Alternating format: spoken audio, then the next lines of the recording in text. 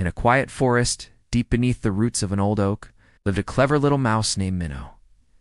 Every day he watched a bright blue bird named Lila soar through the skies above. Minnow longed to see the world beyond the forest floor, while Lila wished she could explore the underground tunnels Mino called home.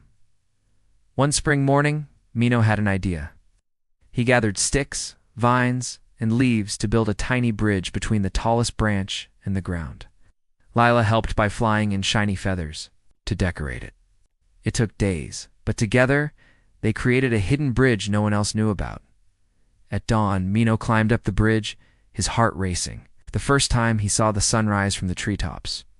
At dusk, Lila fluttered down and wandered through Mino's candlelit tunnels. They laughed, shared stories, and learned how different their worlds were.